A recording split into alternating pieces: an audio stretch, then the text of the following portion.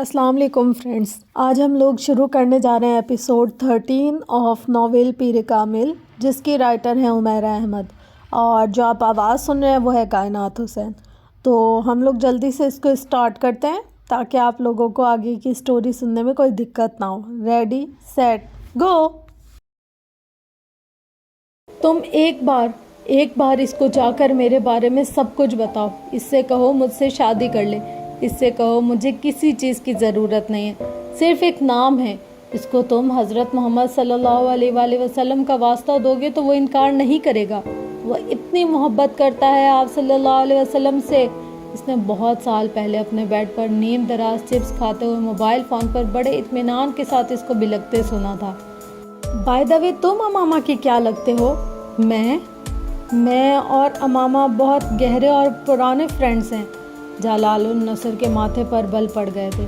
سالار نے عجیب سی سرشاری محسوس کی تھی۔ جلال اس وقت امامہ اور اس کے بارے میں کیا سوچ رہا ہوگا وہ اچھی طرح اندازہ کر سکتا تھا۔ اس سے جا کر صاف صاف کہہ دو کہ میں اس سے شادی نہیں کروں گا۔ تو جلال النصر کا پیغام سناتے ہوئے امامہ ہاشم کا چہرہ دیکھنا چاہتا تھا۔ اس نے چنگم کے ببل بناتے ہوئے امامہ کو موبائل پر خبر دی۔ تم نے مجھ پر اتنے احسانات کیے ہیں، ایک اور کرو، مجھے طلاق دے دو۔ وہ فون پر گڑ گڑا رہی تھی۔ نہیں، میں تم پر احسان کرتے کرتے تھک گیا ہوں، اب اور احسان نہیں کر سکتا۔ اور یہ والا احسان؟ یہ تو ناممکن ہے، اس نے جواباً کہا۔ تم طلاق چاہتی ہو؟ کورٹ میں جا کر لے لو، مگر میں تو تمہیں طلاق نہیں دوں گا۔ سالار کے حلق میں پھندے لگنے لگے۔ ہاں، میں نے یہ سب کچھ کیا تھا، لیکن میں نے جلال النصر کی غلط فہمی کو دور کر دیا تھا۔ میں نے اسے سب کچھ بتا دیا تھا، کچھ بھی نہیں چھپایا۔ میں نے صرف ایک مذاق کیا تھا، ایک پریکٹیکل جوک۔ میں یہ تو نہیں چاہتا تھا کہ امامہ کے ساتھ یہ سب کچھ ہو۔ وہ جیسے کسی عدالت میں آن کھڑا ہوا تھا۔ ٹھیک ہے، میں نے اس کے ساتھ زیادتی کی، اسے طلاق نہیں دی، مگر میں نے پھر یہ خواہش تو نہیں کی تھی کہ وہ یہاں آ کر پھنسے۔ میں نے اسے گھر چھوڑنے سے روکا تھا۔ میں نے مذاق میں ہی صحیح مگر اسے مدد کی آفر بھی کی تھی۔ میں تو اسے یہاں لے کر نہیں آیا تھا۔ کوئی مجھے تو ذمہ دار نہیں ٹھہرا سکتا اس سب کا۔ وہ بے ربط جملوں میں وضاحتیں دے رہا تھا۔ اس کے سر میں سنسناہٹ ہونے لگی تھی۔ درد کی ایک تیز مگر مانوس سی لہر، مائیگرین، آدھے سر کے درد کا ایک اور اٹیک۔ وہ چلتے چلتے رکا، ہونٹ بھینچتے ہوئے اس نے بے اختیار اپنی کن پٹی کو مسلا۔ درد کی لہر گزر گئی تھی۔ آنکھیں کھول کر اس نے گلی کے پیچ و خم کو دیکھا۔ وہ اندھی گلی تھی، کم از کم اس کے لیے اور امامہ ہاشم کے لیے۔ اس نے قدم آگے بڑھائے۔ عاقف ایک چوبارے نما گھر کے سامنے رک گیا۔ اس نے مڑ کر سالار کو دیکھا۔ یہی گھر ہے۔ سالار کا چہرہ کچھ اور زرد پڑ گیا۔ قیامت اب اور کتنی دور رہ گئی تھی؟ اوپر کی منزل پر جانا ہے، صنوبر اوپر ہی ہوگی، عاقف کہتے ہوئے اس کی طرف موجود تنگ و تاریک سی سیڑھی چڑھنے لگا۔ سالار کو پہلی سیڑھی پر ہی ٹھوکر لگی۔ وہ بے اختیار جھکا۔ عاقف نے مڑ کر اسے دیکھا اور رک گیا۔ احتیاط سے آؤ، سیڑھیوں کی حالت زیادہ اچھی نہیں ہے، اوپر سے یہ لوگ بلب لگوانے کی بھی روادار نہیں ہے۔ سالار سیدھا ہو گیا۔ اس نے عاقف کا سہارا لے کر اوپر والی سیڑھی پر قدم رکھا۔ سیڑھیاں بل کھا کر گولائی کی صورت میں اوپر جا رہی تھیں اور اتنی تنگ تھی کہ صرف ایک وقت میں ایک ہی آدمی گزر سکتا تھا۔ ان کی سیمٹ بھی اکھڑی ہوئی تھی۔ وہ بوٹ پہننے کے باوجود ان کا خستہ حالت کو جان سکتا تھا۔ جس دیوار کا سہارا لے کر وہ سیڑھیاں چڑھ رہا تھا، اس دیوار کی سیمٹ بھی اکھڑی ہوئی تھی۔ سالار اندھوں کی طرح دیوار ٹٹولتے ہوئے سیڑھیاں چڑھنے لگا۔ پہلی منزل کے ایک دروازے کے کھلے ہوئے پٹ سے آنے والی روشنی نے سالار کی رہنمائی کی تھی۔ عاقف وہاں کہیں نہیں تھا۔ یقیناً وہ دروازے پار کر کے آگے چلا گیا تھا۔ سالار چند لمحوں کے لیے وہاں رکا، پھر اس نے دہلیز کے پار قدم رکھا۔ وہ اب ایک چوبارے میں تھا۔ ایک طرف بہت سے کمروں کے دروازے تھے، دوسری طرف نیچے گلی نظر آ رہی تھی۔ برآمدے نما لمبا چوبارہ بالکل خالی تھا۔ تمام کمروں کے دروازے اسے وہاں کھڑے بند ہی لگ رہے تھے۔ عاقف کہاں گیا تھا وہ نہیں جانتا تھا۔ اس نے بہت محتاط انداز میں اپنے قدم آگے بڑھائے، یوں جیسے وہ کسی بھوت بنگلے میں آ گیا تھا۔ ابھی کوئی دروازہ کھلتا اور امامہ ہاشم اس کے سامنے آ کر کھڑی ہو جاتی۔ میرے خدا، میں اس کا سامنا یہاں کیسے کروں گا؟ اس کا دل ڈوبا۔ وہ ان بند دروازوں پر نظر ڈالتے ہوئے چلتا جا رہا تھا۔ جب اس برآمدے کے آخری سرے پر ایک دروازے میں سے عاقف نکلا، تم یہاں رہ گئے ہو؟ وہ وہیں سے بلند آواز میں بولا۔ یہاں آؤ۔ سالار کے قدموں کی رفتار تیز ہو گئی۔ سالار دروازے تک پہنچنے سے پہلے چند لمحوں کے لیے رک گیا۔ وہ اپنے دل کی دھڑکن کی آواز باہر تک سن رہا تھا۔ پھر آنکھیں بند کیے سرد ہاتھوں کے ساتھ مٹھیاں بھیجتے ہوئے وہ کمرے میں داخل ہو گیا۔ وہاں عاقف ایک کرسی پر بیٹھا ہوا تھا، جبکہ ایک لڑکی اپنے بالوں پر برش کرتے ہوئے عاقف سے باتیں کر رہی تھی۔ یہ امامہ نہیں ہے؟ بے اختیار سالار کے منہ سے نکلا۔ ہاں، یہ امامہ نہیں ہے، وہ اندر ہے، آؤ۔ عاقف نے اٹھتے ہوئے ایک اور کمرے کا دروازہ کھولا۔ سالار ہموار قدموں سے اس کے پیچھے گیا۔ عاقف اگلے کمرے کو بھی پار کر گیا اور ایک اور دروازہ کھول کر ایک دوسرے کمرے میں داخل ہو گیا۔ ہیلو سنوبر، سالار نے دور سے عاقف کو کہتے ہوئے سنا۔ اس کا دل اچھل کر حلق میں آ گیا۔ ایک لمحے کے لیے اس کا جی چاہا وہ وہاں سے بھاگ جائے، اب بھی اسی وقت، سرپٹ ادھر ادھر دیکھے بغیر، اس گھر سے، اس علاقے سے، اس شہر سے، اس ملک سے، دوبارہ کبھی وہاں کا رخ تک نہ کرے۔ اس نے گردن موڑ کر اپنے عقب میں موجود دروازے کو دیکھا۔ آؤ سالار، عاقف نے اسے مخاطب کیا۔ وہ اب گردن موڑے اندر کسی لڑکی سے مصروف گفتگو تھا۔ سالار نے تھوک نگلا۔ اس کا حلق کانٹوں کا جنگل بن گیا تھا۔ وہ آگے بڑھ گیا۔ عاقف نے اپنی پشت پر اس کے قدموں کی آواز سنی تو دروازے سے ہٹ گیا۔ سالار دروازے میں تھا، وہ کمرے کے وسط میں کھڑی تھی۔ یہ ہے سنوبر، عاقف نے تعارف کروایا۔ سالار اس سے نظریں نہیں ہٹا سکا، وہ بھی اس پر نظریں جمائے ہوئے تھی۔ امامہ، وہ بے حس و حرکت اسے دیکھتے ہوئے بڑبڑایا۔ ہاں امامہ، عاقف نے تصدیق کی۔ سالار گھٹنوں کے بل زمین پر گر پڑا۔ عاقف گھبرا گیا۔ کیا ہوا؟ کیا ہوا؟ وہ دونوں ہاتھوں سے اپنا سر پکڑتے ہوئے سجدے میں تھا۔ وہ ایک طوائف کے کوٹھے پر سجدے میں گرنے والا پہلا مرد تھا۔ عاقف پنجوں کے بل بیٹھا اسے کندھے سے پکڑ کر ہلا رہا تھا۔ سالار سجدے میں بچوں کی طرح رو رہا تھا۔ پانی، پانی لاؤ، سنوبر گھبراتے ہوئے تیزی سے بیٹھ کے سرہانے پکڑے جگ اور گلاس کی طرف گئی اور گلاس میں پانی لے کر سالار کے پاس آ بیٹھی۔ سالار صاحب، آپ پانی پئیں۔ سالار ایک جھٹکے سے اٹھ بیٹھا، یوں جیسے اسے کرنٹ لگا ہو۔ اس کا چہرہ آنسوؤں سے بھیگا ہوا تھا۔ کچھ کہے بغیر اس نے اپنی جینز کی جیب سے والیٹ نکالا اور پاگلوں کی طرح اس میں سے کرنسی نوٹ نکال کر سنوبر کے سامنے رکھتا گیا۔ اس نے والیٹ چند سیکنڈ میں خالی کر دیا۔ اس میں کریڈٹ کارڈ کے علاوہ کچھ بھی نہیں بچا تھا۔ پھر وہ کچھ کہے بغیر اٹھ کھڑا ہوا اور الٹے قدموں دروازے کی دہلیز سے ٹھوکر کھاتا ہوا باہر نکل گیا۔ عاقف ہکا بکا اس کے پیچھے آیا۔ سالار، سالار، کیا ہوا ہے؟ کہاں جا رہے ہو؟ اس نے سالار کو کندھے سے پکڑ کر روکنے کی کوشش کی۔ سالار وحشت زدہ اس سے اپنے آپ کو چھڑانے لگا۔ چھوڑو مجھے، ہاتھ نہ لگاؤ، مجھے جانے دو۔ وہ بلند آواز میں روتے ہوئے ہذیانی انداز میں چلایا۔ امامہ سے ملنا تھا تمہیں، عاقف نے اسے یاد دلائے۔ یہ امامہ نہیں ہے، یہ نہیں ہے امامہ ہاشم۔ تو ٹھیک ہے، مگر میرے ساتھ جانا ہے تمہیں۔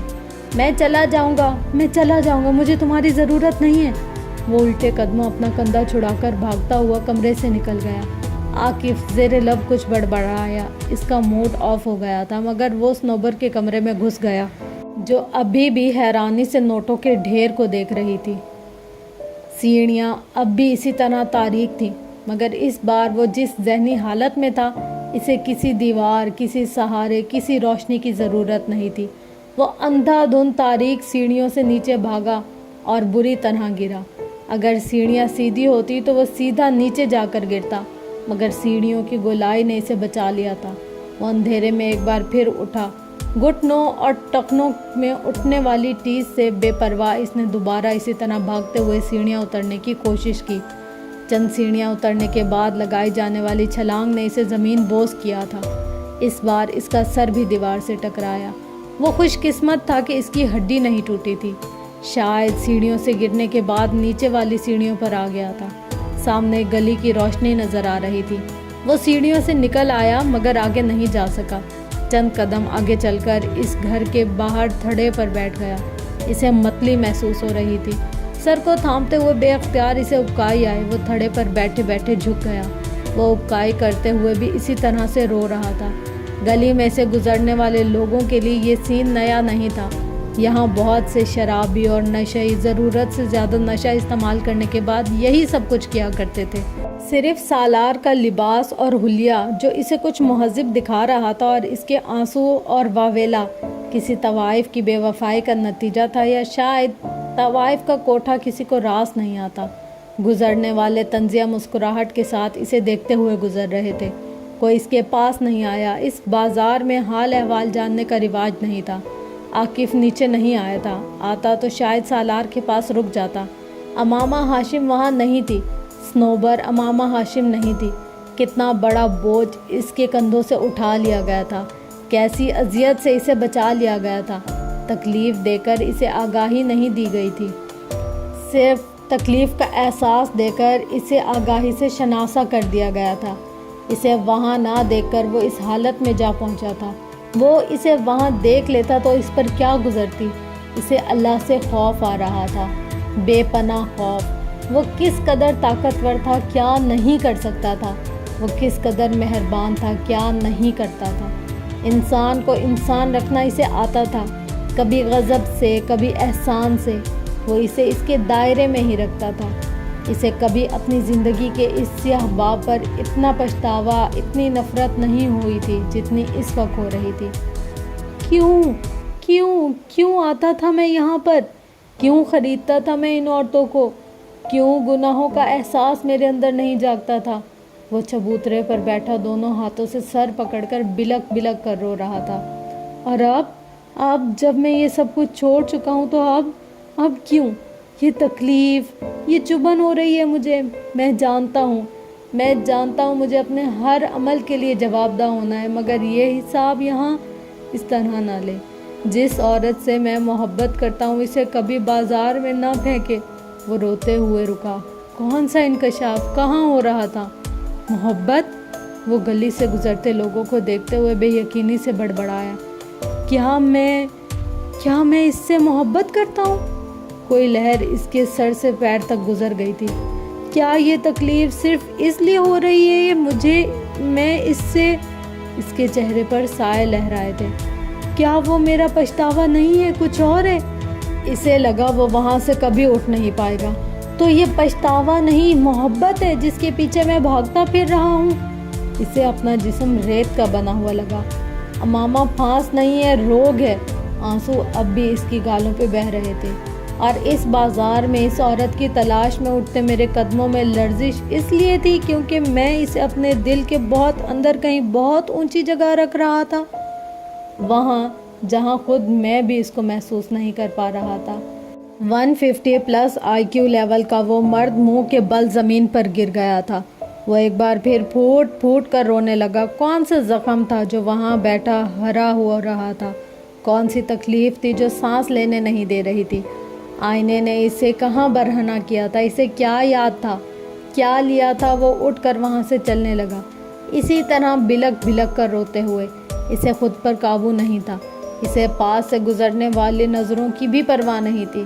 اسے اپنے وجود سے کبھی زندگی میں اتنی نفرت محسوس نہیں ہوتی تھی جتنی اس وقت ہو رہی تھی۔ وہ ریڈ لائٹ ایریا اس کی زندگی کا سب سے سیاہ باب تھا، ایسا سیاہ باب جسے وہ کھرچ کر اپنی زندگی سے علیحدہ نہیں کر پاتا تھا۔ وہ ایک بار پھر اس کی زندگی میں آ کھڑا ہو گیا تھا۔ کئی سال پہلے وہاں گزاری گئی راتیں اب بلاؤں کی طرح اسے گھیرے ہوئے تھیں اور وہ ان سے فرار حاصل نہیں کر پا رہا تھا۔ اور اب جس خوف نے اسے اپنے حصار میں لے لیا تھا وہ اگر امامہ اس بازار میں آ گئی ہوتی تو صنوبر امامہ ہاشم نہیں تھی مگر کوئی اور۔ اس کے سر میں درد کی ایک لہر اٹھی۔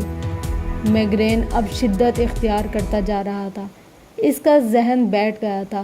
گاڑیوں کے ہارن اور لائٹس نے اس کے درد کو اور بڑھا دیا تھا۔ پھر اس کا ذہن کسی تاریکی میں اتر گیا۔ کسی نے ہلکا سا کہکا لگایا یا پھر کچھ کہا۔ ایک دوسری آواز نے جواباً کچھ کہا۔ سالار سکندر کے حواس آہستہ آہستہ کام کرنے لگے تھے۔ مزمل، تھکن زدہ مگر آوازوں کی شناخت کرتا ہوا ذہن۔ بہت آہستہ آہستہ اس نے آنکھیں کھولی۔ اسے حیرانی نہیں ہوئی، اسے یہی ہونا چاہیے تھا۔ وہ ہاسپٹل یا کسی کلینک کے ایک کمرے میں ایک بیڈ پر تھا، بے حد نرم اور آرام دہ بیڈ۔ اس سے کچھ فاصلے پر فرقان کسی ڈاکٹر کے ساتھ ہلکی آواز میں باتیں کر رہا تھا۔ سالار نے ایک گہرا سانس لیا۔ فرقان اور دوسرے ڈاکٹر نے گردن موڑ کر باتیں کرتے اسے دیکھا، پھر دونوں اس کی طرف چلے آئے۔ سالار نے ایک بار پھر آنکھیں بند کر لی۔ آنکھیں کھلا رکھنا اسے مشکل لگ رہا تھا۔ فرقان نے پاس آ کر نرمی سے اس کے سینے کو تھپ تھپایا۔ کیسے ہو اب سالار؟ سالار نے آنکھیں کھول دی۔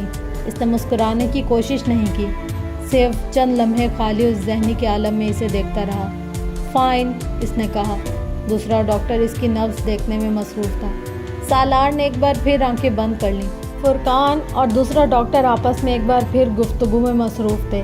اسے اس گفتگو میں کوئی دلچسپی نہیں تھی، اسے کسی بھی چیز میں کوئی دلچسپی محسوس نہیں ہو رہی تھی۔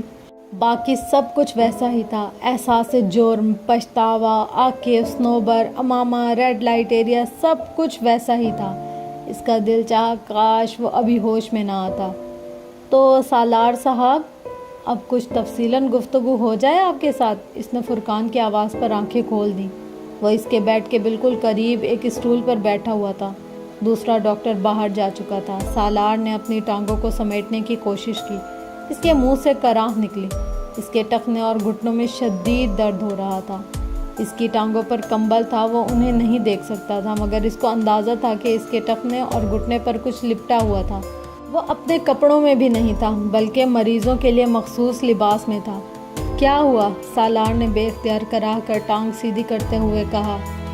اسپرینڈ اینکل، دونوں گھٹنوں اور کالف پر کچھ خراشیں اور سوجن، مگر خوش قسمتی سے کوئی فریکچر نہیں۔ بازو اور کونیوں پر بھی کچھ بروسز، خوش قسمتی سے کوئی فریکچر نہیں۔ سر کے بائیں پچھلے حصے میں چھوٹا سا کٹ، تھوڑی سی بلیڈنگ، مگر سی ٹی اسکین کے مطابق کوئی سیریس انجری نہیں۔ سینے پر بھی رگڑ کی وجہ سے معمولی خراشیں، مگر جہاں تک تمہارے سوال کا تعلق ہے کہ کیا ہوا ہے، تو یہ تم بتاؤ کہ کیا ہوا ہے؟ فرقان کسی ماہر ڈاکٹر کی طرح بات کرتے کرتے بولا۔ سالار چپ چاپ اسے دیکھتا رہا۔ میں پہلے سمجھا کہ مائیگرین کا اٹیک اتنا شدید تھا کہ تم بے ہوش ہو گئے، مگر بعد میں تمہارا چیک اپ کرنے پر مجھے اندازہ ہوا کہ ایسا نہیں تھا۔ کیا کسی نے حملہ کیا تھا تم پر؟ وہ اب سنجیدہ تھا۔ سالار نے ایک گہرا سانس لیتے ہوئے سر کو جھٹکا۔ تم مجھ تک کیسے پہنچے، بلکہ میں یہاں کیسے پہنچا؟ میں تمہارے موبائل پر تمہیں کال کر رہا تھا، اور تمہارے بجائے کسی آدمی نے وہ کال ریسیو کی۔ وہ اس وقت فٹ پاتھ پر تمہارے قریب تھا، تمہیں ہوش میں لانے کی کوشش کر رہا تھا۔ اس نے مجھے تمہاری حالت کے بارے میں بتایا۔ اچھا آدمی تھا۔ میں نے اسے کہا کہ وہ تمہیں کسی ٹیکسی میں قریبی ہاسپٹل لے جائے۔ وہ لے گیا، پھر میں وہاں پہنچ گیا اور تمہیں یہاں لے آیا۔ اب بھی کیا وقت ہے؟ صبح کے 6 بج رہے ہیں۔ سمیر نے تمہیں رات کو پین کلرز دے دیے تھے، اس لیے تم ابھی تک سو رہے تھے۔ فرقان کو بات کرتے کرتے ایک دم احساس ہوا کہ وہ دلچسپی نہیں لے رہا۔ اس کی نظروں میں ایک عجیب سی سرد مہری محسوس ہوئی تھی، یوں جیسے فرقان اسے کسی تیسرے شخص کی حالت کے بارے میں بتا رہا ہو۔ تم مجھے دوبارہ، سالار نے اسے خاموش ہوتے ہوئے دیکھ کر کہنا شروع کیا، پھر قدرے الجھن آمیز انداز میں رکا، آنکھیں بند کی، جیسے ذہن پر زور دے رہا ہو۔ ہاں، کوئی ٹرکلائز دے دو، میں بہت لمبی نیند سونا چاہتا ہوں۔ سو جانا، مگر یہ تو بتاؤ ہوا کیا تھا؟ کچھ نہیں، سالار نے بیزاری سے کہا۔ مائیگرین، اور میں فٹ پاتھ پر گر پڑا۔ گرنے سے چوٹیں لگ گئیں۔ فرقان نے اسے غور سے دیکھا۔ کچھ کھا لو، سالار نے اس کی بات کاٹی۔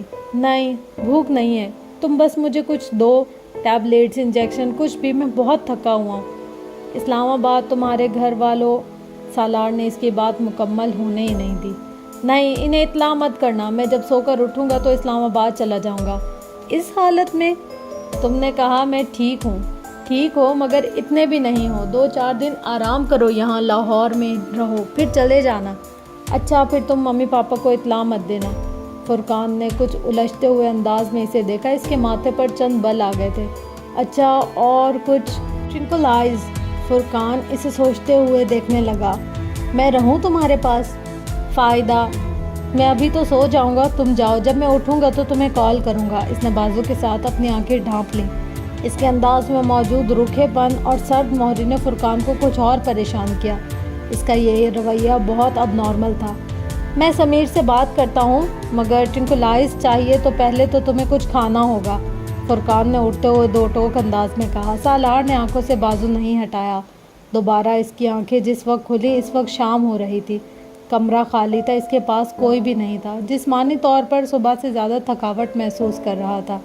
اپنی ٹانگوں سے کمبل ہٹا کر اس نے لیٹے لیٹے بائیں ٹخنے اور گھٹنے میں اٹھتی ہوئی ٹیسوں کو نظر انداز کرتے ہوئے ٹانگوں کو سکیڑ لیا۔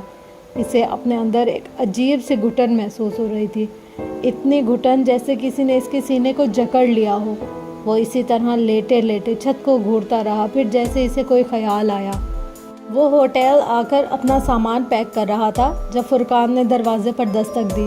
سالار نے دروازہ کھول دیا۔ فرقان کو دیکھ کر وہ حیران ہوا، اسے اندازہ نہیں تھا کہ وہ اتنی جلدی اس کے پیچھے آ جائے گا۔ عجیب انسان ہو تم سالار، فرقان اسے دیکھتے ہی ناراضگی سے بولا۔ یوں کسی کو بتائے بغیر سمیر کے کلینک سے چلا ہے، مجھے پریشان کر دیا، اوپر سے موبائل کو بھی آف کر رکھا ہے۔ سالار نے کچھ نہیں کہا۔ وہ لنگڑاتا ہوا ایک بار پھر اپنے بیگ کے پاس آ گیا جس میں وہ اپنی چیزیں پیک کر رہا تھا۔ تم جا رہے ہو؟ فرقان بیگ دیکھ کر چونکا۔ ہاں، سالار نے ایک لفظی جواب دیا۔ کہاں؟ سالار نے بیگ کی زپ بند کر دیا اور بیٹھ پر بیٹھ گیا۔ اسلام آباد۔ فرقان اس کے سامنے صوفے پر آ کر بیٹھ گیا۔ نہیں، سالار نے اسے دیکھتے ہوئے کہا۔ پھر؟ کراچی جا رہا ہوں۔ کس لیے؟ فرقان نے حیرانی سے پوچھا۔ فلائٹ ہے میری، پیرس کی۔ ہاں، 4 دن بعد ہے تمہاری فلائٹ، ابھی جا کر کیا کرو گے؟ فرقان اسے دیکھنے لگا۔ سمیر کا اندازہ ٹھیک تھا، اس کے چہرے کے تاثرات بے حد عجیب تھے۔ کام ہے مجھے وہاں۔ کیا کام ہے؟ وہ جواب دینے کے بجائے بیڈ پر بیٹھا پلکیں جھپکائے بغیر چپ چاپ اسے دیکھتا رہا۔ فرقان سائیکالوجسٹ نہیں تھا، پھر بھی سامنے بیٹھے ہوئے شخص کی آنکھوں کو پڑھنے میں اسے کوئی مشکل نہیں ہوئی۔ سالار کی آنکھوں میں کچھ بھی نہیں تھا، صرف سرد مہری تھی، یوں جیسے وہ کسی کو جانتا ہی نہ ہو، اسے اور اپنے آپ کو بھی نہیں۔ وہ ڈپریس تھا، فرقان کو کوئی شبہ نہیں تھا، مگر اس کا ڈپریشن اسے کہاں لے جا رہا تھا فرقان یہ جاننے سے قاصر تھا۔ تمہیں آخر کیا پریشانی ہے سالار؟ وہ پوچھے بغیر نہیں رہ سکا۔ سالار نے توقف کیا، پھر کندھے جھٹکے۔ کوئی پریشانی نہیں ہے۔ تو پھر؟ سالار نے فرقان کی بات کاٹ دی۔ تم جانتے ہو مجھے مائیگرین ہے، کبھی کبھار اس طرح ہو جاتا ہے مجھے۔ میں ڈاکٹر ہوں سالار، فرقان نے سنجیدگی سے کہا۔ مائیگرین کو کوئی مجھ سے زیادہ بہتر نہیں جانتا، یہ سب کچھ مائیگرین کی وجہ سے نہیں ہوا۔ تو تم بتاؤ کیا وجہ ہو سکتی ہے؟ سالار نے الٹا اس سے سوال کیا۔ کسی لڑکی کا پرابلم ہے۔ سالار پلکیں جھپ نہیں سکا۔ فرقان کہاں جا پہنچا تھا؟ ہاں، وہ نہیں جانتا، اس نے نہیں کیوں نہیں کہا۔ کسی میں انوالو ہو تم؟ فرقان کو اپنے اندازے کے صحیح ہونے پر جیسے یقین نہیں آیا۔ ہاں۔ فرقان بہت دیر چپ بیٹھا رہا، اسے دیکھتا رہا، یوں جیسے اسے اپنی بے یقینی پر قابو پانے کی کوشش کر رہا ہو۔ کس کے ساتھ انوالو ہو؟ تم اسے نہیں جانتے۔ شادی نہیں ہو سکی تمہاری اس کے ساتھ؟ سالار اسے دیکھتا رہا، پھر اس نے کہا۔ ہو گئی تھی، اس کے لہجے میں آنچ تھی۔ شادی ہو گئی تھی؟ فرقان کو پھر یقین نہیں آیا۔ ہاں۔ پھر طلاق ہو گئی؟ اس نے پوچھا۔ نہیں۔ تو؟ سالار کے پاس آگے بتانے کے لیے کچھ بھی نہیں تھا۔ تو بس۔ بس کیا؟ سالار اس کے چہرے سے نظریں ہٹا کر اپنے بائیں ہاتھ کی انگلی دائیں ہاتھ میں موجود دل کی لکیر پر پھیرتا رہا۔ کیا نام ہے اس کا؟ فرقان نے مدھم آواز میں اس سے پوچھا۔ وہ ایک بار پھر اس طرح لکیر کو چھوتے ہوئے بہت دیر تک خاموش رہا، بہت دیر۔ پھر اس نے کہا، امامہ ہاشم۔ فرقان نے بے اختیار سانس لیا۔ اسے اب سمجھ میں آیا کہ وہ اس کی چھوٹی بیٹی کو ڈھیروں کے حساب سے تحفے کیوں دیا کرتا تھا۔ پچھلے کچھ عرصے میں جب سے سالار سے اس کی شناسائی ہوئی تھی اور سالار کا اس کے گھر آنا جانا شروع ہوا تھا، سالار اور امامہ کی بہت دوستی ہو گئی تھی۔ وہ پاکستان سے جانے کے بعد بھی اسے وہاں سے کچھ نہ کچھ بھجواتا رہتا تھا، مگر فرقان کو اکثر صرف ایک بات پر حیرانی ہوتی تھی، وہ کبھی امامہ کا نام نہیں لیتا تھا، اور وہ خود اس سے بات کرتا تو اسے نام کے بغیر مخاطب کرتا تھا۔ فرقان کو چند ایک بار یہ بات محسوس ہوئی تھی، مگر اس نے اسے نظر انداز کر دیا تھا، لیکن اب امامہ ہاشم کا نام سن کر وہ جان گیا تھا کہ وہ کیوں اس کا نام نہیں لیتا تھا۔ وہ اب رک رک کر بے ربط جملوں میں مدھم آواز میں اسے اپنے اور امامہ کے بارے میں بتا رہا تھا۔ فرقان دم سادے سن رہا تھا۔ جب وہ سب کچھ بتانے کے بعد خاموش ہوا تو دیر تک فرقان بھی کچھ بول نہیں سکا۔ اسے سمجھ میں ہی نہیں آ رہا تھا کہ وہ کیا کہے، تسلی دے یا پھر کچھ اور کہے، کوئی نصیحت۔ تم اسے بھول جاؤ، اس نے بالآخر کہا۔ سوچ لو کہ وہ جہاں بھی ہے خوش ہے اور محفوظ ہے، ضروری نہیں کہ اس کے ساتھ کوئی ثانیہ ہی ہوا ہو سکتا ہے وہ بالکل محفوظ ہو۔ فرقان کہہ رہا تھا، تم نے اس کی مدد کی جس حد تک تم کر سکتے تھے، پچھتاوے سے اپنے آپ کو نکال لو، اللہ مدد کرتا، تمہارے بعد ہو سکتا ہے اسے تم سے بہتر کوئی اور مل گیا ہو، تم کیوں اس طرح کے وہم لیے بیٹھے ہو؟ میں نہیں سمجھتا کہ جلال سے اس کی شادی نہ ہونے کی وجہ تم تھے۔ جو کچھ تم نے مجھے جلال کے بارے میں بتایا، میرا اندازہ یہی ہے کہ وہ کسی صورت میں امامہ سے شادی نہ کرتا، چاہے تم بیچ میں آتے نہ آتے، کوشش کرتے نہ کرتے۔ جہاں تک امامہ کو طلاق نہ دینے کا سوال ہے، اسے چاہیے تھا وہ تم سے دوبارہ رابطہ کرتی، وہ ایسا کرتی تو یقیناً تم اسے طلاق دے دیتے۔ اگر اس معاملے میں تم سے کوئی غلطی ہوئی بھی ہے تو اللہ تمہیں معاف کر دے گا، کیونکہ تم پچھتا رہے ہو، تم اللہ سے معافی مانگ رہے ہو، یہ کافی ہے۔ مگر اس طرح ڈپریشن کا شکار ہونے سے کیا ہوگا؟ سالار کی خاموشی سے اسے امید بندھی کہ شاید اس کی کوشش رنگ لا رہی تھی، مگر ایک لمبی تقریر کے بعد جب وہ خاموش ہوا تو سالار اٹھ کر اپنا بریف کیس کھولنے لگا۔ کیا کر رہے ہو؟ فرقان نے پوچھا۔ میری فلائٹ کا ٹائم ہو رہا ہے۔ وہ اب اپنے بریف کیس میں سے کچھ پیپرز نکال رہا تھا۔ فرقان کی سمجھ نہیں آیا وہ اس سے کیا کہے۔ وہ پچھلے کئی سالوں میں کئی بار پاکستان آتا جاتا رہا تھا، اسے کبھی واپس جاتے ہوئے اس قسم کی کیفیات کا شکار نہیں ہونا پڑا تھا جس قسم کی کیفیات کا شکار وہ اس بار ہو رہا تھا۔ جہاز کے ٹیک آف کے وقت ایک عجیب سا خالی پن تھا جو اس نے اپنے اندر اترتے ہوئے محسوس کیا تھا۔ اس نے جہاز کی کھڑکی سے باہر جھانکا۔ بہت دور تک پھیلے ہوئے اس خطے میں کہیں امامہ ہاشم نام کی ایک لڑکی بھی تو تھی۔ وہ وہاں رہتا تو کبھی کہیں کسی وقت کسی روپ میں وہ اسے نظر آ جاتی، اسے مل جاتی، یا کوئی ایسا شخص اسے مل جاتا جو اس سے واقف ہوتا۔ لیکن وہ اب جہاں جا رہا تھا اس زمین پر امامہ ہاشم کہیں نہیں تھی۔ کوئی اتفاق بھی ان دونوں کو آمنے سامنے نہیں لا سکتا تھا۔ وہ ایک بار پھر ایک لمبے عرصے کے لیے امکان کو چھوڑ کر جا رہا تھا۔ وہ زندگی میں کتنی بار امکان کو چھوڑ کر جاتا رہے گا۔ 10 منٹ کے بعد پانی سے ٹرنکولائز کو نگلتے ہوئے اسے احساس ہو رہا تھا کہ وہ زندگی میں کہیں بھی نہیں کھڑا تھا، وہ زندگی میں کبھی بھی نہیں کھڑا ہو پائے گا، اس کے پینوں کے نیچے زمین کبھی نہیں آ سکے گی۔ 7ویں منزل پر اپنے اپارٹمنٹ کا دروازہ کھولتے ہوئے بھی اسے احساس ہو رہا تھا کہ وہ وہاں جانا نہیں چاہتا تھا، وہ کہیں اور جانا چاہتا تھا۔ کہاں؟ اس نے اپارٹمنٹ کے دروازے کو لاک کیا، لانچ میں پڑے ٹی وی کو آن کیا۔ CNN پر نیوز بلٹن آ رہا تھا۔ اس نے اپنے جوتے اور جیکٹ اتار کر دور پھینک دیے، پھر ریموٹ لے کر صوفے پر لیٹ گیا۔ خالی اس ذہنی کے عالم میں وہ چینل بدلتا رہا۔ ایک چینل سے گونجنے والی آواز نے اسے روک لیا۔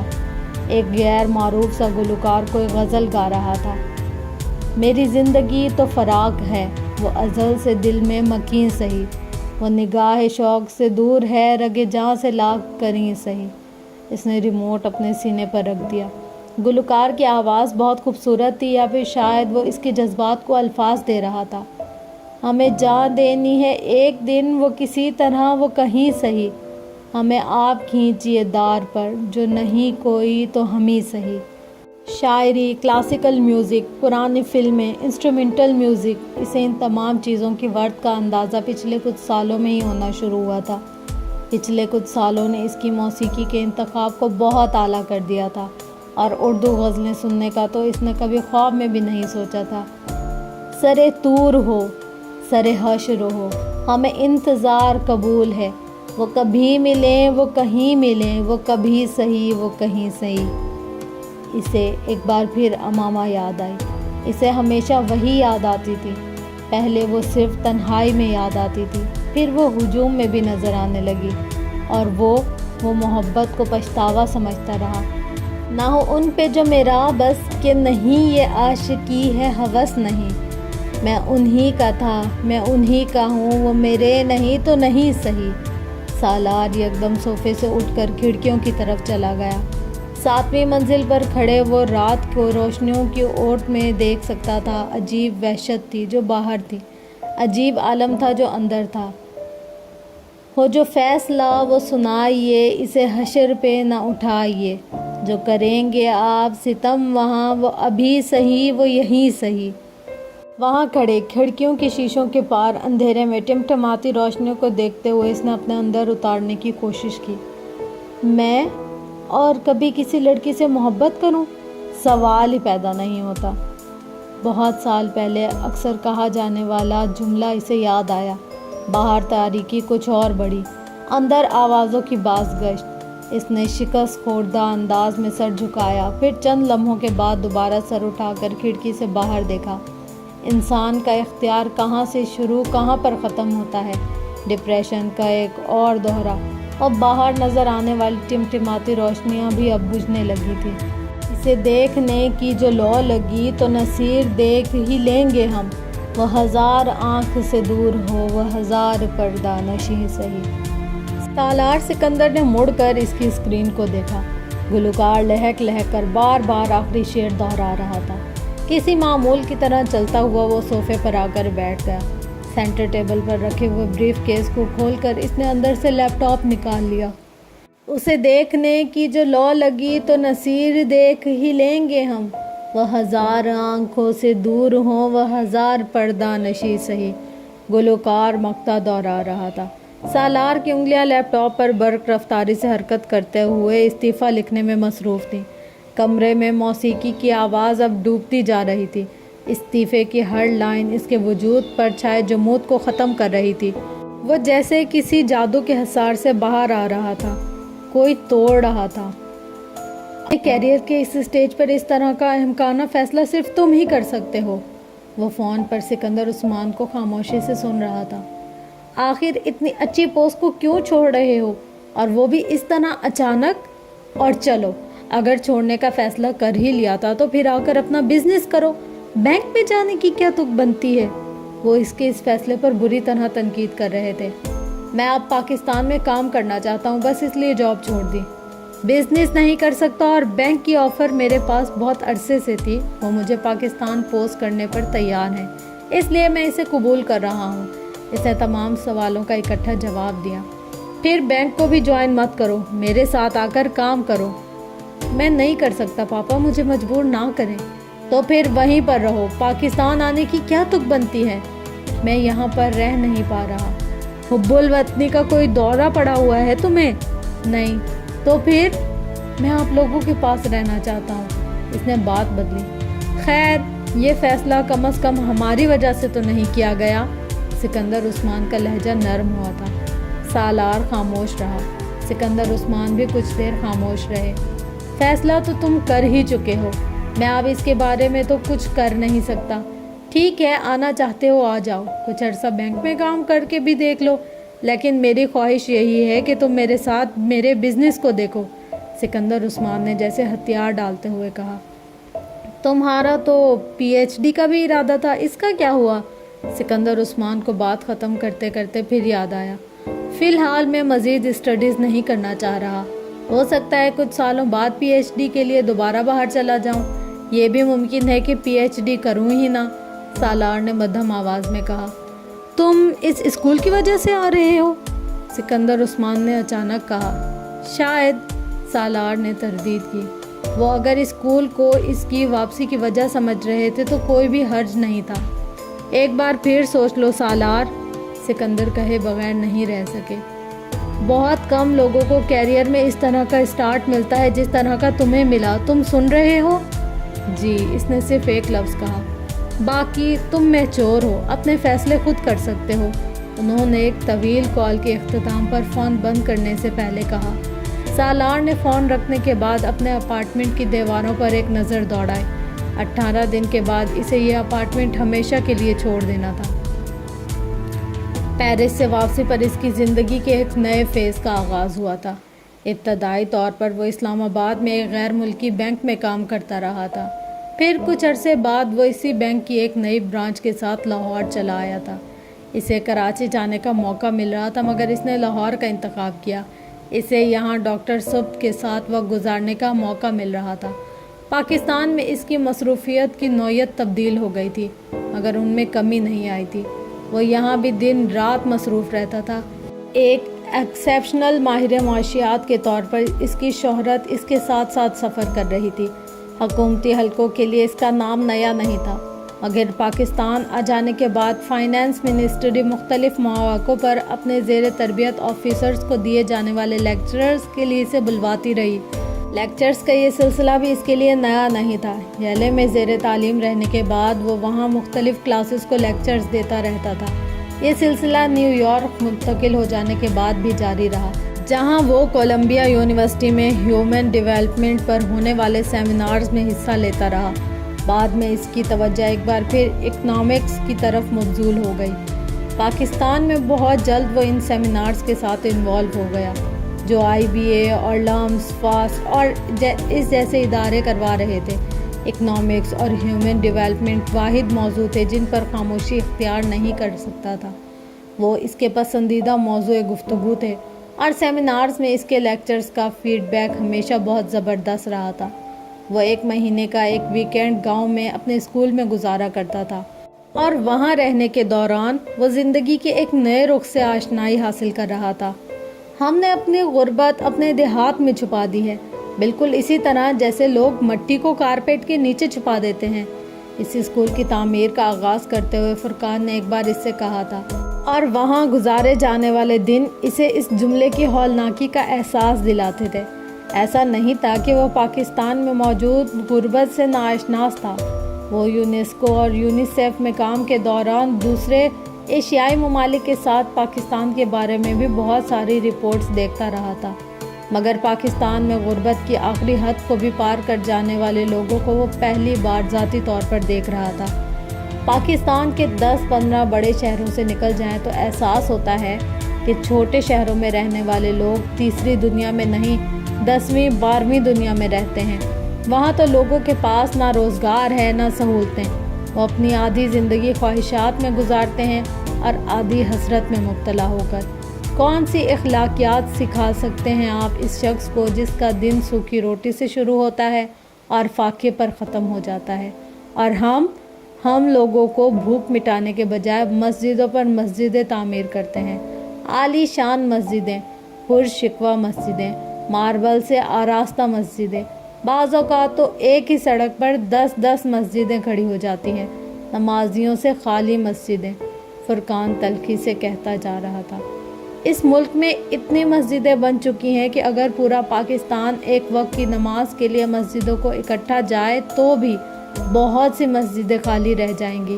میں مسجد بنانے پر یقین نہیں رکھتا جہاں لوگ بھوک سے خودکشیاں کرتے پھر رہے ہوں، جہاں کچھ خاص طبقوں کی پوری نسل جہالت کے اندھیروں میں بھٹکتی پھر رہی ہو۔ وہاں مسجدوں کے بجائے مدرسے کی ضرورت ہے، اسکول کی ضرورت ہے۔ تعلیم اور شعور ہوگا اور روزگار کمانے کے مواقع تو اللہ سے محبت ہوگی، ورنہ صرف شکوہ ہی ہوگا۔ وہ فرقان کی باتیں خاموشی سے سنتا رہا تھا۔ اس نے مستقل طور پر گاؤں جانا شروع کیا تو اسے اندازہ ہوا تو فرقان ٹھیک کہتا تھا۔ غربت لوگوں کو کفر تک لے گئی تھی۔ چھوٹی چھوٹی ضرورتیں ان کے حساب پر سوار تھیں، اور جو ان ضرورتوں کو پورا کر دیتا وہ جیسے اس کی غلامی کرنے پر تیار ہو جاتے۔ اس نے جس ویکینڈ پر گاؤں جانا ہوتا، اسکول میں لوگ اپنے چھوٹے موٹے کاموں کے لیے جمع ہوتے۔ بعض دفعہ لوگوں کی قطاریں ہوتی۔ بیٹے کو شہر کی کسی فیکٹری میں کام پر رکھوا دیں، چاہے 1000 روپے ہی مل جائے مگر کچھ پیسے تو آئیں۔ 2000 روپے مل جاتے تو میں اپنی بیٹی کی شادی کر دیتا۔ بارش نے ساری فصل خراب کر دی، اگلی فصل لگانے کے لیے بیج خریدنے تک کے پیسے نہیں ہیں، آپ تھوڑے پیسے قرض کے طور پر دے دیں، میں فصل کاٹنے کے بعد دے دوں گا۔ بیٹے کو پولیس نے پکڑ لیا ہے، قصور بھی نہیں بتاتے، بس کہتے ہیں ہماری مرضی، جب تک چاہیں اندر رکھیں، تم IG کے پاس جاؤ۔ پٹواری میری زمین پر جھگڑا کر رہا ہے، کسی اور کو الاٹ کر رہا ہے، کہتا ہے میرے کاغذ جعلی ہیں۔ بیٹا کام کے لیے گاؤں جاتا ہے، روز 8 میل چل کر آنا پڑتا ہے، آپ ایک سائیکل لے دیں مہربانی ہوگی۔ گھر میں پانی کا ہینڈ پمپ لگوا دینا ہے، آپ مدد کریں۔ وہ تعجب سے ان کی درخواستوں کو سنتا تھا۔ کیا لوگوں کے یہ معمولی کام بھی ان کے لیے پہاڑ بن چکے ہیں؟ ایسا پہاڑ جسے عبور کرنے کے لیے وہ زندگی کے کئی سال ضائع کر دیتے ہیں۔ وہ سوچتا، مہینے کے ایک ویکینڈ پر جب وہ وہاں آتا تو اپنے ساتھ 10-15 ہزار روپے زیادہ لے کر آتا تھا۔ وہ روپے چھوٹے چھوٹے ٹکڑوں میں بہت سے لوگوں کو بظاہر بڑی لیکن حقیقتاً بہت چھوٹی ضرورتیں پوری کر دیتے تھے۔ ان کی زندگی میں کچھ آسانیاں لے آتے۔ اس کے لکھے ہوئے چند سفارشی رکے اور فون کالز ان لوگوں کے کندھوں کے بوجھ اور پیروں میں نہ نظر آنے والی بیڑیوں کو کیسے اتار دیتے، اس کا احساس شاید سالار کو خود بھی نہیں تھا۔ لاہور میں اپنے قیام کے دوران وہ باقاعدگی سے ڈاکٹر سبز صاحب کے پاس جاتا تھا۔ ان کے ہاں ہر رات عشاء کی نماز کے بعد کچھ لوگ جمع ہوتے تھے۔ ڈاکٹر صاحب کسی نہ کسی موضوع پر بات کیا کرتے تھے۔ بعض دفعہ اس موضوع کا انتخاب وہ خود کرتے، بعض دفعہ ان کے پاس آنے والے لوگوں میں سے کوئی ان سے سوال کرتا اور پھر یہ سوال اس رات کا موضوع بن جاتا۔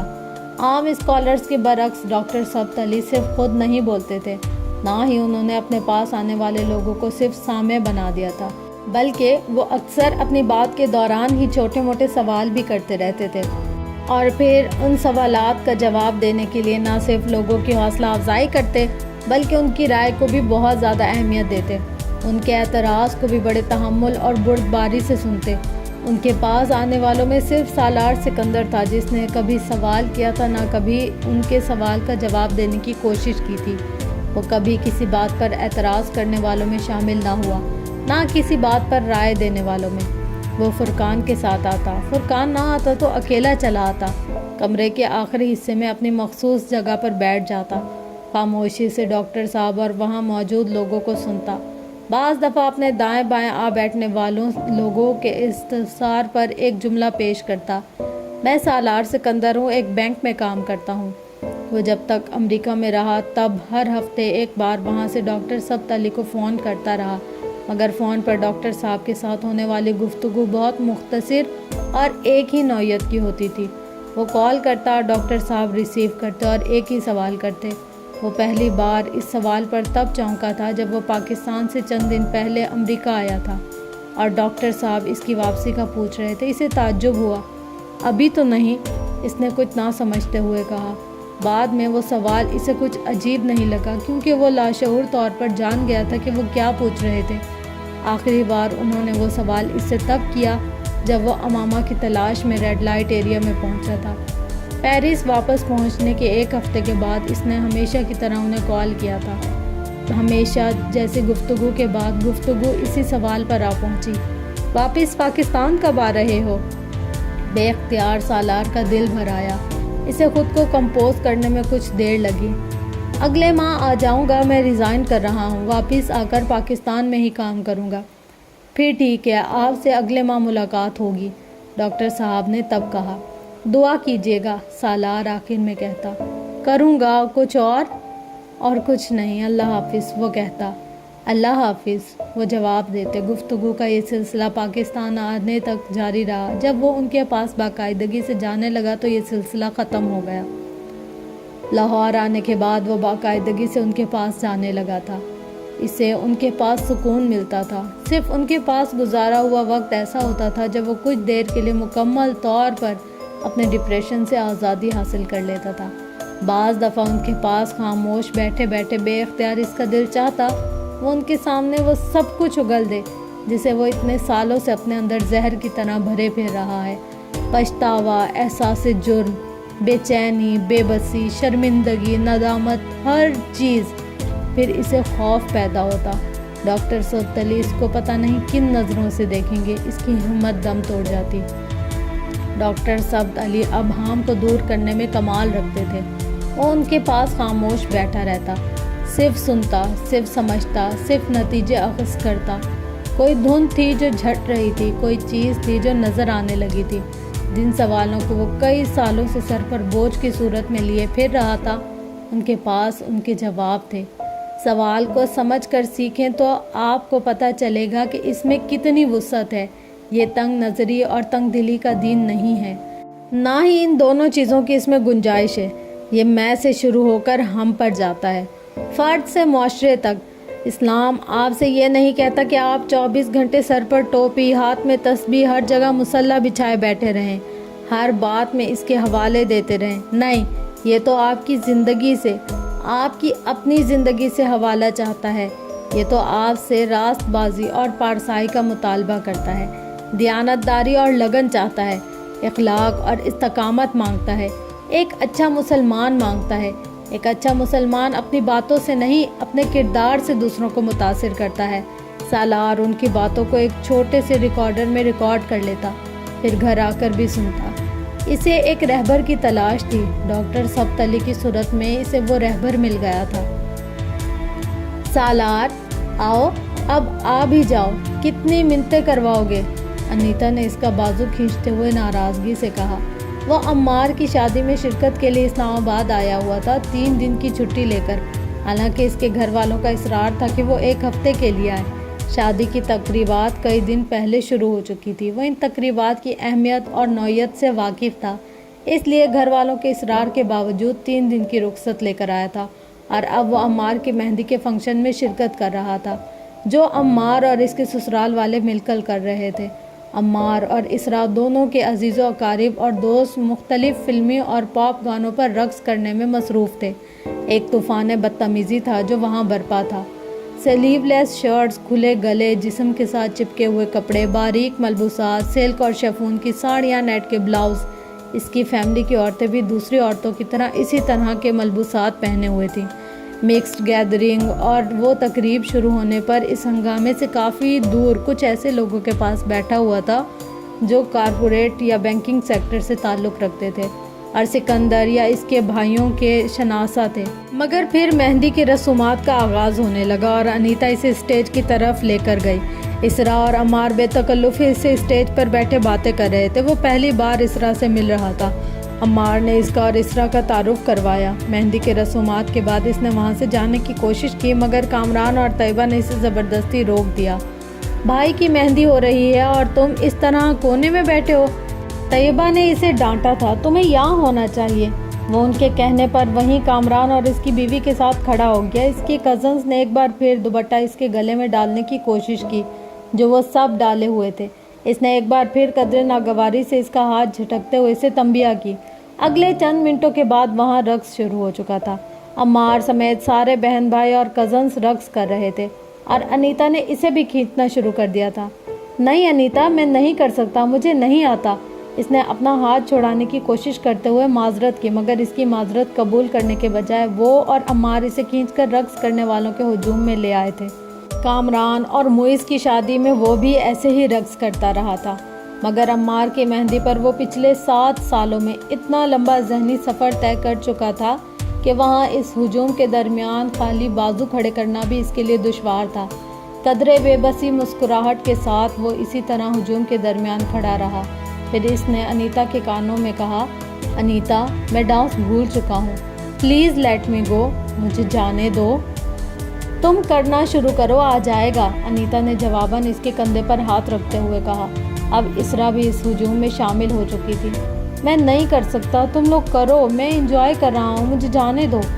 اس نے مسکراتے ہوئے نکلنے کی کوشش کی۔ اسرا کی آمد نے اسے اس کوشش میں کامیاب کر دیا۔ عروج ہر قوم، ہر نسل کا خواب ہوتا ہے، اور پھر وہ قومیں جن پر الہامی کتابیں نازل ہوئی ہوتی ہیں وہ تو عروج کو اپنا حق سمجھتی ہیں، مگر کبھی بھی کسی قوم پر عروج صرف اس بنا پر نہیں آیا کہ اسے کتاب اور نبی دے دیا گیا۔ جب تک اس قوم نے اپنے اعمال اور فعال سے عروج کے لیے اپنی اہلیت ثابت نہیں کر دی، وہ کسی مرتبہ، کسی مقام، کسی فضیلت کے قابل نہیں ٹھہری۔ مسلمان قوم یا امت کے ساتھ بھی ایسا ہی ہوتا رہا ہے اور ہو رہا ہے۔ ان کا مسئلہ یہ ہے کہ ان کے اعلیٰ طبقات طیش اور نفس پرستی کا شکار ہیں۔ یہ دونوں چیزیں وبا کی طرح ہوتی ہیں، ایک سے دوسرے، دوسرے سے تیسرے، اور پھر یہ سلسلہ کہیں رکتا نہیں۔ اسے وہاں کھڑی ان ناشتی عورتوں اور مردوں کے ہجوم کو دیکھتے ہوئے بے اختیار ڈاکٹر سبت کی باتیں یاد آنے لگیں۔ مومن عیاش نہیں ہوتا، نہ تب جب وہ ریا ہوتا ہے اور نہ تب جب وہ حکمران ہوتا ہے۔ اس کی زندگی کسی جانور کی زندگی جیسی نہیں ہوتی، کھانا پینا، اپنی نسل کو آگے بڑھانا اور فنا ہو جانا۔ یہ کسی جانور کی زندگی کا انداز تو ہو سکتا ہے، مگر کسی مسلمان کی نہیں۔ سالار بے اختیار مسکرا دیا۔ وہ آج پھر جانوروں اور حشرات الارض کا ایک گروہ دیکھ رہا تھا۔ اسے خوشی ہوئی، وہ بہت عرصہ پہلے ان میں سے نکل چکا تھا۔ وہاں ہر شخص خوش باش، پرسکون، مطمئن نظر آ رہا تھا۔ بلند کہکے، چمکدار چہرے اور آنکھیں۔ اس کے سامنے طیبہ عمار کے سسر کے ساتھ رقص کر رہی تھی۔ انیتا اپنے سب سے بڑے بھائی کامران کے ساتھ۔ سالار نے اپنے ہاتھوں کی انگلیوں سے دائیں کن پٹی کو مسلا۔ شاید یہ تیز میوزک تھا یا پھر اس وقت اس کا ذہنی اضطراب اسے اپنی کن پٹی میں ہلکی سی درد کی لہر گزرتی ہوئی محسوس ہوئی۔ اپنے گلاسز اتار کر اس نے بائیں ہاتھ سے اپنی دونوں آنکھیں مسلیں۔ دوبارہ گلاسز آنکھوں پر لگاتے ہوئے اس نے مڑ کر راستہ تلاش کرنے کی کوشش کی۔ کچھ جدوجہد کے بعد وہ اپنی جگہ چھوڑتے ہوئے اس دائرے سے نکلنے میں کامیاب ہو گیا۔ اسے بخوشی راستہ دے دیا گیا۔ کدھر جا رہے ہو؟ بے ہنگم شور میں طیبہ نے بلند آواز میں جانے سے پہلے اس کا بازو پکڑ کر پوچھا تھا۔ وہ ابھی رقص کرتے کرتے تھک کر اس کے پاس آ کھڑی ہوئی تھی۔ ان کا سانس پھولا ہوا تھا۔ ممی، میں ابھی آتا ہوں نماز پڑھ کر۔ آج رہنے دو۔ سالار مسکرایا مگر اس نے جواب میں کچھ نہیں کہا، بلکہ نفی میں سر ہلاتے ہوئے نرمی سے ان کا ہاتھ اپنے بازو سے ہٹا دیا۔ وہ اب باہر نکلنے کی تگ و دو کر رہا تھا۔ یہ کبھی نارمل نہیں ہو سکتا۔ زندگی کو انجوائے کرنا بھی آرٹ ہے اور یہ آرٹ اس بے وقوف کو کبھی نہیں آئے گا۔ انہوں نے اپنے تیسرے بیٹے کی پشت کو دیکھتے قدرے افسوس سے سوچا۔ سالار نے اس ہجوم سے نکل کر بے اختیار سکون کی سانس لی تھی۔ وہ جس وقت نماز پڑھنے کے لیے اپنے گھر کے گیٹ سے باہر نکل رہا تھا، سنگر اس وقت گانے میں مصروف تھا۔ اس وقت مسجد کی طرف جانے والا وہ اکیلا تھا۔ شاید گاڑیوں کی لمبی قطاروں کے درمیان سے سڑک پر چلتے ہوئے وہ مسلسل ڈاکٹر سبتلی کے بارے میں سوچ رہا تھا۔ وہ سینکڑوں کے اس مجمع کے بارے میں بھی سوچ رہا تھا جو اس کے گھر ناچ گانے میں مصروف تھے۔ مسجد میں کل 14 لوگوں نے باجماعت نماز ادا کی تھی۔ پاکستان آنے کے بعد اسلام آباد اپنی پوسٹنگ کے دوران وہ سکندر عثمان کے گھر پر ہی رہتا رہا۔ لاہور آنے کے بعد بھی کسی پوش علاقے میں بڑا گھر رہائش کے لیے منتخب کرنے کے بجائے اس نے فرقان کی بلڈنگ میں ایک فلیٹ کرائے پر لینے کو ترجیح دی۔ فرقان کے پاس فلیٹ لینے کی ایک وجہ اگر یہ تھی کہ وہ لاہور میں اپنی عدم موجودگی کے دوران فلیٹ کے بارے میں کسی عدم تحفظ کا شکار نہیں ہوتا تھا، تو دوسری وجہ یہ بھی تھی کہ فلیٹ کے بجائے کوئی گھر لینے پر اسے 2-4 ملازم مستقل رکھنے پڑتے، جبکہ اس کا بہت کم وقت فلیٹ پر گزرتا تھا۔ فرقان کے ساتھ آہستہ آہستہ لاہور میں اس کا سوشل سرکل بہت وسیع ہونے لگا تھا۔ فرقان بہت سوشل آدمی تھا اور اس کا حلقہ احباب بھی خاصا لمبا چوڑا تھا۔ وہ سالار کے موڈ اور ٹیمپرامنٹ کو سمجھنے کے باوجود اسے وقتاً فوقتاً اپنے ساتھ مختلف جگہوں پر کھینچتا رہتا تھا۔ وہ اس رات فرقان کے ساتھ اس کے کسی ڈاکٹر دوست کی ایک پارٹی اور محفل غزل میں شرکت کے لیے گیا تھا۔ وہ ایک فارم پر ہونے والی پارٹی تھی۔ اس نے سالار کو مدعو کر لیا اور محفل غزل کا سن کر وہ انکار نہیں کر سکا۔ فارم پر شہر کی ایلیٹ کلاس کا اجتماع تھا۔ وہ ان میں سے اکثریت کو جانتا تھا۔ وہ اپنے شناسا کچھ لوگوں کے ساتھ باتیں کرنے لگا۔ ڈنر چل رہا تھا وہ اور انہی باتوں کے دوران اس نے فرقان کی تلاش میں نظریں دوڑائی تھی۔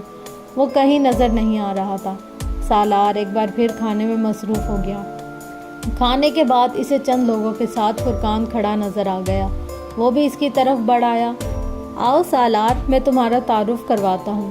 فرقان نے اس کے قریب آنے پر چند جملوں کے تبادلے کے بعد کہا، یہ ڈاکٹر رضا ہند گنگا رام ہاسپٹل میں کام کرتے ہیں، چائلڈ اسپیشلسٹ ہیں۔ سالار نے ہاتھ ملایا۔ یہ ڈاکٹر جلال النصر ہیں۔ سالار کو اس شخص سے تعارف کی ضرورت نہیں تھی۔ فرقان اب کیا کہہ رہا تھا وہ سن نہیں پا رہا تھا۔ اس نے جلال النصر کی طرح ہاتھ بڑھایا۔ دونوں کے درمیان بہت رسمی سا مصافحہ ہوا۔ جلال النصر نے بھی یقیناً اسے پہچان لیا تھا۔ سالار وہاں ایک اچھی شام گزارنے آیا تھا مگر اس وقت اسے محسوس ہو رہا تھا کہ وہ ایک اور بری رات گزارنے آیا تھا۔ یادوں کا ایک سیلاب تھا جو ایک بار پھر ہر بند توڑ کر اس پر چڑھائی کر رہا تھا۔ وہ سب اس طرف جا رہے تھے جہاں بیٹھنے کا انتظام کیا گیا تھا۔ اس کے ساتھ اب فرقان تھا۔ جلال النصر اب اس سے کچھ آگے دوسرے ڈاکٹرز کے ساتھ تھا۔ سالار نے ستے ہوئے چہرے کے ساتھ اس کی پشت کو دیکھا۔ دشت تنہائی میں جانے جہاں لرزاں ہے تیری آواز کے سائے، تیرے ہونٹوں کے سراب۔ اقبال بانو گانا شروع کر چکی تھی۔ دشت تنہائی میں دوری کے خس و خاک تلے کھل رہے ہیں تیرے پہلو کے سمن اور گلاب۔ اس کے ارد گرد بیٹھے لوگ اپنا سر دھن رہے تھے۔ سالار چند ٹیبلز کے فاصلے پر بیٹھے ہوئے اس شخص کو دیکھ رہا تھا جو اپنے ساتھ بیٹھے ہوئے لوگوں کے ساتھ خوش گپیوں میں مصروف تھا۔ इसे ज़िंदगी में कभी किसी शख्स को देखकर रश्क नहीं आया था। इस दिन पहली बार आ रहा था। आधा घंटा गुजर जाने के बाद इसने फुरकान से कहा, चलें? फुरकान ने चौंक कर इसे देखा। कहाँ? घर। अभी तो प्रोग्राम शुरू हुआ है, तुम्हें बताया तो था रात देर तक ये महफिल चलेगी। हाँ, मगर मैं जाना चाहता हूँ, किसी के साथ भिजवा दो, तुम बाद में आ जाना। फुरकान ने इसके चेहरे को गौर से देखा। तुम क्यों जाना चाहते हो? मुझे एक ज़रूरी काम याद आ गया। इसने मुस्कुराने की कोशिश की। इकबाल बानो को सुनते हुए कोई दूसरा काम याद आ गया? फुरकान ने कदरे मलामती अंदाज में कहा। तुम बैठो, मैं चला जाता हूँ। सालार ने जवाब में कुछ कहने के बजाय खड़े होते हुए कहा। अजीब बातें करते हो, यहाँ से कैसे जाओगे? फॉर्म इतना दूर है। चलो, अगर इतनी जल्दी है तो चलते हैं। फुरकान भी उठ खड़ा हो गया। मेज़बान से इजाज़त लेते हुए वो दोनों फुरकान की गाड़ी में आ बैठे। अब बताओ, यूँ अचानक क्या हुआ है? गाड़ी को फार्म से बाहर लाते हुए फुरकान ने कहा। मेरा वहाँ ठहरने को दिल नहीं चाह रहा था। क्यों? सालार ने जवाब नहीं दिया। वह बाहर सड़क को देखता रहा। वहाँ से उठ आने की वजह जलाल है? सालार ने बेख्तियार गर्दन मोड़कर फुरकान को देखा। फुरकान ने एक गहरा सांस लिया। यानी मेरा अंदाज़ा ठीक है, तुम जलालुन नसर की वजह से ही फंक्शन से भाग आए हो। तुम्हें कैसे पता चला? सालार ने हथियार डालने वाले अंदाज में कहा। तुम दोनों बड़े अजीब अंदाज में आपस में मिले थे। जलालुन नसर ने खिलाफ मामूल तुम्हें कोई अहमियत नहीं दी, जबकि तुम्हारे जैसी शोहरत वाले बैंकर के सामने तो उस जैसे आदमी को खिल उठना चाहिए था। वो ताल्लुकात बनाने का कोई मौका ज़ाया नहीं करता। खुद तुम भी मुसलसल इसे देख रहे थे। फुरकान बहुत आराम से कह रहा था। तुम जलालुन नसर को जानते हो? सालार ने गर्दन सीधी कर ली। वो एक बार फिर सड़क को देख रहा था। अमामा इसी शख्स से शादी करना चाहती थी। बहुत देर बाद इसने मध्यम आवाज़ में कहा। फुरकान कुछ बोल नहीं सका। इसे तवक्का नहीं थी कि जलाल और सालार के दरमियान इस तरह की शनासाई होगी, वरना वो शायद ये सवाल कभी ना करता। गाड़ी में बहुत देर खामोशी रही। फिर फुरकान ने ही इस खामोशी को तोड़ा। मुझे ये जानकर मायूसी हुई है कि वो जलाल जैसे आदमी के साथ शादी करना चाहती थी। ये तो बड़ा खरांट आदमी है, हम लोग इसको कसाई कहते हैं। इसकी वाहिद दिलचस्पी पैसा है। मरीज़ कैसे ला कर दे, कहाँ से ला कर दे, इसे कोई दिलचस्पी नहीं होती। तुम देखना, 8 साल में ये इसी रफ्तार के साथ पैसा कमाते हुए लाहौर का सबसे अमीर डॉक्टर होगा। फुरकान अब जलालुन नसर के बारे में तबसरा कर रहा था। सालार खामोशी से सुन रहा था। जबकि फुरकान ने अपनी बात ख़त्म कर ली तो इसने कहा, इसको किस्मत कहते हैं। तुम्हें इस पर रश्क आ रहा है? फुरकान ने कदरे हैरानी से कहा। हसद तो मैं कर नहीं सकता। सालार अजीब से अंदाज में मुस्कुराया। ये जो कुछ तुम मुझे इसके बारे में बता रहे हो, ये सब कुछ मुझे बहुत साल पहले पता था। तभी जब मैं अमामा के सिलसिले में इससे मिला था। ये कैसा डॉक्टर बनने वाला था मुझे अंदाज़ा था, मगर आज इस फंक्शन में इसे देखकर मुझे इस पर बेतहाशा रश्क आया। कुछ भी नहीं है इसके पास, मामूली शक्लो सूरत है, ख़ानदान भी ख़ास नहीं है।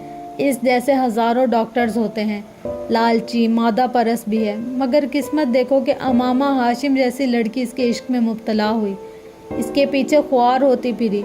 मैं और तुम इसे कसाई कह रहे हैं, कुछ भी कह लें, सिर्फ हमारी बातों से इसकी किस्मत तो नहीं बदल जाएगी, और ना इसकी ना मेरी। इसने बात अधूरी छोड़ दी। फुरकान ने इसके चेहरे को धुआं धुआं होते देखा। कोई ना कोई खूबी तो होगी इसमें कि अमामा हाशिम को और किसी से नहीं, सिर्फ इसी से मोहब्बत हुई। वो अब अपनी आंखों को मसल रहा था। मुझे अगर पता होता कि तुम जलालुन नसर से मिलोगे तो तुम्हें कभी अपने साथ यहाँ ना लाता। फुरकान ने गाड़ी ड्राइव करते हुए कहा। मुझे भी अगर ये पता होता कि मैं यहाँ इसका सामना करूँगा तो मैं भी किसी कीमत पर यहाँ ना आता। सालार ने विंडो स्क्रीन से नज़र आने वाली तारीक सड़क को देखते हुए अफसरदगी से सोचा। कुछ और सफ़र बेहद खामोशी से तय हुआ। फिर फुरकान ने एक बार फिर इसे मुखातिब किया। तुमने इसे कभी ढूंढने की कोशिश नहीं की? अमामा को? ये मुमकिन नहीं है। क्यों? मैं इसे कैसे ढूंढ सकता हूँ? कई साल पहले एक बार मैंने कोशिश की थी, कोई फ़ायदा नहीं हुआ, और अब तो ये और भी मुश्किल है। तुम न्यूज़पेपर्स की मदद ले सकते हो, इश्तिहार दो इसके बारे में। सालार ने कदरे खफकी से कहा। وہ تو پتہ نہیں ملے یا نہ ملے، لیکن اس کے گھر والے مجھ تک ضرور پہنچ جائیں گے۔ شک تو ان کو مجھ پر پہلے بھی تھا، اور فرض کرو میں ایسا کچھ کر بھی لوں تو نیوز پیپر میں اس کا کیا اشتہار دوں، کیا کہوں؟ اس نے سر جھٹکتے ہوئے کہا۔ پھر اسے بھول جاؤ، فرقان نے بڑی سہولت سے کہا۔ کوئی سانس لینا بھول سکتا ہے؟ سالار نے ترکی بترکی کہا۔ سالار، اب بہت سال گزر گئے ہیں، تم آخر کتنی دیر اس طرح لا حاصل عشق میں مبتلا رہو گے؟ تمہیں اپنی زندگی کو دوبارہ پلان کرنا چاہیے۔ تم اپنی ساری زندگی امامہ ہاشم کے لیے تو ضائع نہیں کر سکتے۔ میں کچھ بھی ضائع نہیں کر رہا ہوں، نہ زندگی کو، نہ وقت کو، نہ اپنے آپ کو۔ میں اگر امامہ ہاشم کو یاد رکھے ہوئے ہوں تو صرف اس لیے کیونکہ میں اسے بھلا نہیں سکتا، یہ میرے بس میں نہیں۔ مجھے اس کے بارے میں سوچنے سے بہت تکلیف ہوتی ہے، لیکن میں اس تکلیف کا عادی ہو چکا ہوں۔ وہ میری پوری زندگی کو ڈومینیٹ کرتی ہے۔ وہ میری زندگی میں نہ آتی تو میں آج یہاں پاکستان میں تمہارے ساتھ نہ بیٹھا ہوتا۔ سالار سکندر کہیں اور ہوتا، یا شاید ہوتا ہی نہ۔ مجھ پر اس کا قرض بہت ہے۔ جس آدمی کے مقروض ہوں، اس کو چٹکی سے پکڑ کر اپنی زندگی سے کوئی باہر نہیں کر سکتا، میں بھی نہیں کر سکتا۔ سالار نے دو ٹوک انداز میں کہا۔ فرض کرو وہ دوبارہ نہ ملے، پھر؟ فرقان نے اس کی بات کے جواب میں کہا۔ یک لخت گاڑی میں خاموشی چھا گئی۔ بہت دیر بعد سالار نے کہا، میرے پاس اس سوال کا کوئی جواب نہیں ہے، کسی اور موضوع پر بات کرتے ہیں۔ اس نے بڑی سہولت سے بات بدلی۔ چند سالوں میں فرقان کی طرح اس نے بھی گاؤں میں بہت کام کیا تھا، اور فرقان کی نسبت زیادہ تیز رفتاری سے، کیونکہ فرقان سے برعکس وہ بہت زیادہ اثر و رسوخ رکھتا تھا۔ اس نے چند سالوں میں اس گاؤں کی حالت بدل کر رکھ دی تھی۔ صاف پانی، بجلی اور بڑی سڑک تک جاتی پختہ سڑک۔ اس کے پاس 2 سالوں کی کارکردگی تھی۔ تیسرے سال وہاں ڈاک خانہ، محکمہ وزارت کا دفتر اور فون کی سہولت آئی تھی، اور چوتھے سال اس کے اپنے ہائی اسکول میں ساپہر کی کلاسز میں ایک NGO کی مدد سے لڑکیوں کے لیے دستکاری سکھانے کا آغاز کیا گیا۔ گاؤں کی ڈسپنسری میں ایمبولینس آ گئی تھی، وہاں کچھ اور مشینری نصب کی گئی تھی۔ فرقان کی طرح یہ ڈسپنسری بھی اس نے اپنے وسائل سے اسکول کے ساتھ ہی شروع کی تھی، اور اسے مزید بہتر بنانے میں فرقان نے اس کی مدد کی تھی۔ فرقان کے برعکس اس کی ڈسپنسری میں ڈاکٹر کی عدم دستیابی کا کوئی مسئلہ نہیں تھا۔ اس کی ڈسپنسری کا باقاعدہ آغاز ہونے سے پہلے ایک ڈاکٹر اس کی کوششوں کی وجہ سے وہاں موجود تھا۔ اسکول پر ہونے والے تمام اخراجات تقریباً اسی کے تھے، لیکن ڈسپنسری کو قائم کرنے اور اسے چلانے کے لیے ہونے والے اخراجات اس کے کچھ دوست برداشت کر رہے تھے۔ یونیسیف میں کام کے دوران بنائے ہوئے کانٹیکٹس اور دوستیاں اب اس کے کام آ رہی تھیں، اور وہ انہیں استعمال کر رہا تھا۔ وہ یونیسیف اور یونیسکو میں اپنے بہت سے دوستوں کو پاکستان آنے پر وہاں لا چکا تھا۔ وہ اب وہاں ووکیشنل ٹریننگ کی پلاننگ کرنے میں مصروف تھا، مگر چوتھے سال میں صرف یہی کچھ نہیں ہوا تھا، کچھ اور بھی ہوا تھا۔ سکندر عثمان اس دن ساپہر کے قریب اسلام آباد آتے ہوئے گاڑی کا ٹائر پنکچر ہونے پر سڑک پر رک گئے۔ ڈرائیور ٹائر بدلنے لگا اور وہ سڑک کے اطراف نظریں دوڑانے لگے۔ تب ان کی نظر ایک سائن بورڈ پر پڑی۔ وہاں لکھے ہوئے گاؤں کے نام نے ان کی توجہ اپنی جانب مبذول کرا لی۔ سالار سکندر کے حوالے سے وہ نام ان کے لیے ناآشنا نہیں تھا۔ ڈرائیور جب ٹائر بدل کر واپس ڈرائیونگ سیٹ پر آ کر بیٹھا تو سکندر عثمان نے اس سے کہا، اس گاؤں میں چلو۔ انہیں اچانک ہی تجسس پیدا ہوا تھا اس اسکول کے بارے میں جو سالار سکندر پچھلے کئی سالوں سے وہاں چلا رہا تھا۔ بکی سڑک پر تیز رفتاری سے گاڑی چلاتے ہوئے 10 منٹ میں وہ گاؤں کے اندر موجود تھے۔ آبادی شروع ہو چکی تھی، کچھ کچی پکی دکانیں نظر آنے لگی تھی، شاید یہ گاؤں کا کمرشل ایریا تھا۔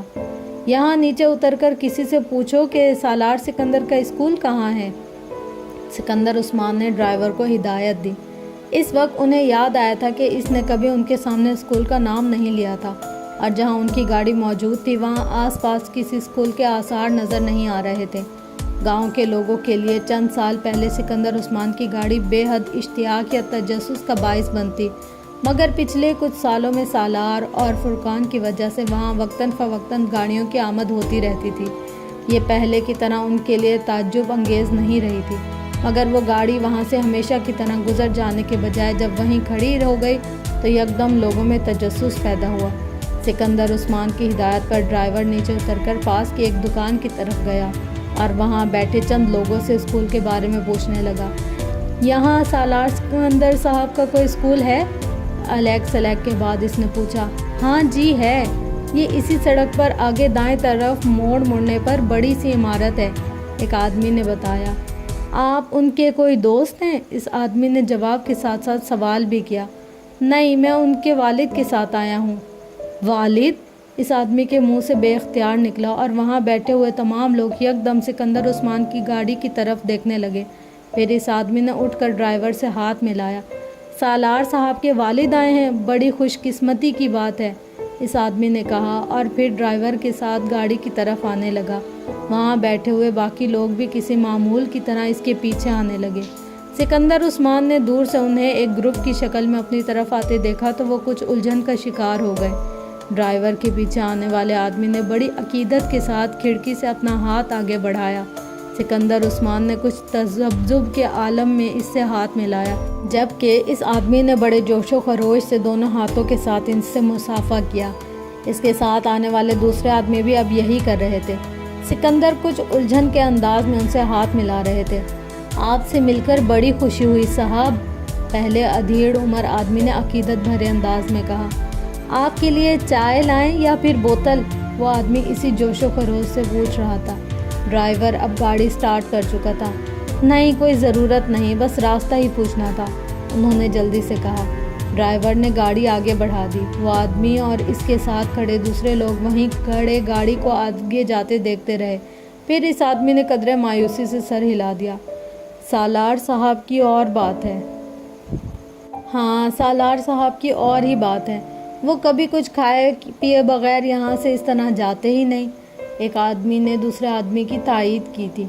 वो लोग अब वापसी के लिए कदम बढ़ाने लगे।